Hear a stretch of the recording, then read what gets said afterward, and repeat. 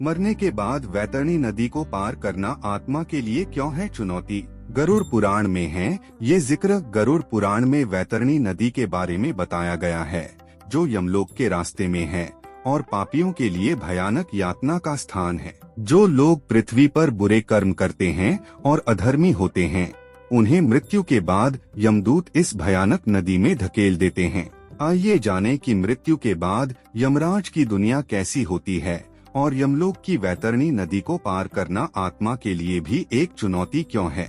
नमस्कार दोस्तों, छोटका बाबा चैनल पर आप सभी का स्वागत है। नरक की नदी वैतरणी का रहस्य। तो वीडियो को लाइक और चैनल को सब्सक्राइब जरूर करें और हाँ, कमेंट में जय श्री राधा कृष्ण जरूर लिखें। चलिए शुरू करते हैं। हिंदू धार्मिक ग्रंथ व्यक्ति की मृत्यु के बाद उसकी आत्मा के जीवन के बारे में जानकारी प्रदान करते हैं।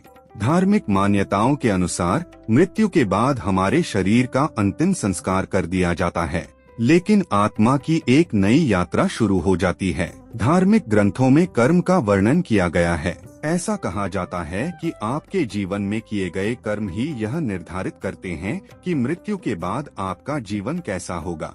इस धरती पर जन्म लेने वाले प्रत्येक मनुष्य की एक दिन मृत्यु निश्चित है, लेकिन यह यात्रा मृत्यु के बाद समाप्त नहीं होती। इसके बाद आत्मा को उसके कर्मानुसार नरक, स्वर्ग या मोक्ष मिलता है। गरुड़ पुराण में भी नरक की यातनाओं का वर्णन मिलता है। इसमें बताया गया है कि कौन से कर्मों के कारण प्राणी को नरक में कष्ट भोगना पड़ता है तथा किस प्रकार कर्मों के कारण कुछ प्राणी वैतरणी नदी में गिर जाते हैं। यमलोक के रास्ते में वैतरणी नदी आती है, जिसका शास्त्रों में बहुत भयानक और कष्टकारी वर्णन किया गया है। इस वैतरणी में पापियों को उनके बुरे कर्मों की सजा मिलती है और उन्हें कई प्रकार की यातनाएं सहनी पड़ती हैं।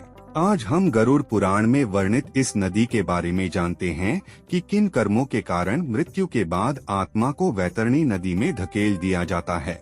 आइए जानें कि यमराज की दुनिया कैसी है और यमलोक में वैतरणी नदी कैसी है। गरुड़ पुराण में है ये जिक्र। एक बार गरुड़ जी ने भगवान से उन पापों के बारे में पूछा जिनके कारण मनुष्य वैतरणी नदी में गिरते हैं। तब भगवान ने समझाया कि जो लोग अच्छे कर्मों से दूर रहते हैं और हमेशा पाप कर्मों में लिप्त रहते हैं, उन्हें एक नरक से दूसरे नरक में जाना पड़ता है। एक के बाद एक दुख भोगना पड़ता है और एक के बाद एक भय सहना पड़ता है। पापी आत्माओं को दक्षिणी द्वार से ले जाया जाता है।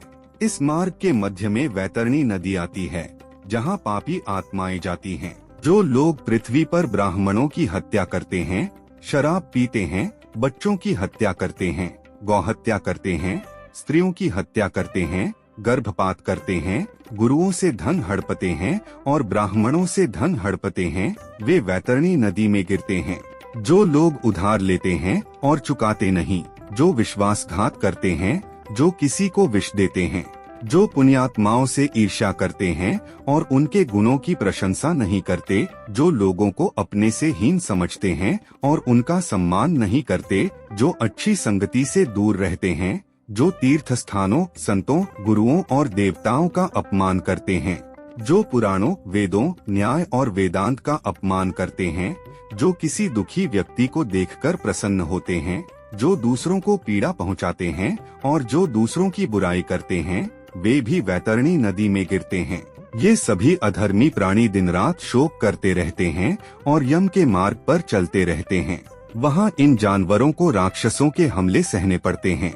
इसके बाद यमदूत आत्माओं को पीटते हैं और उन्हें वैतरणी नदी में फेंक देते हैं।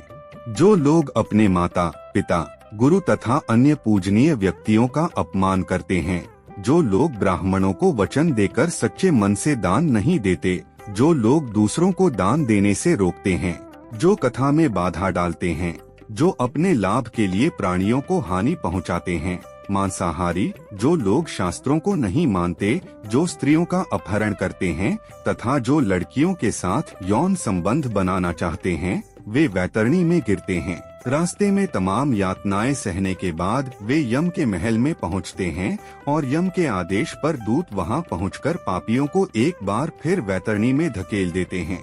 भगवान बताते हैं कि वैतरणी नदी सभी महान दुखद नरकों में सबसे दर्दनाक है। इसी कारण यम के दूत पापियों को इस नदी में फेंक देते हैं। धार्मिक ग्रंथों और गरुड़ पुराण के अनुसार धार्मिक लोग वैतरणी नदी के जल को अमृत मानते हैं, जबकि पापी लोग इस नदी को रक्त से भरा हुआ मानते हैं। ऐसा माना जाता है कि वैतरणी नदी 100 योजन तक फैली हुई है और यह बड़ी संख्या में गिद्धों और मछलियों का घर है। इस नदी का पानी उबलता है और इसमें गंदगी, बदबू, मांस और कई प्रकार के जीव जंतु हैं। रसातल में गिरे पापी लोग भयानक प्राणियों और उबलते पानी की यातनाओं के कारण लगातार रोते रहते हैं। पापियों के लिए इस नदी को पार करना बहुत कठिन है। इस कष्ट से बचने के लिए कुछ उपाय भी पुराणों में बताए गए हैं।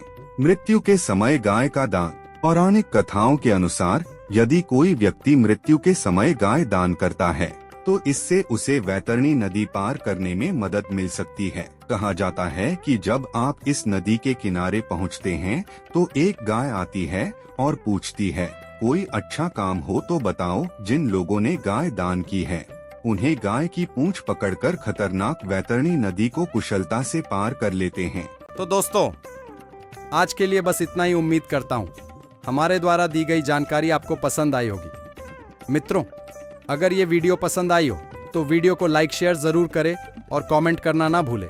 दोस्तों, अगर आपने हमारा चैनल सब्सक्राइब नहीं किया है तो सब्सक्राइब जरूर करें। और हाँ, लास्ट तक देखने के लिए धन्यवाद।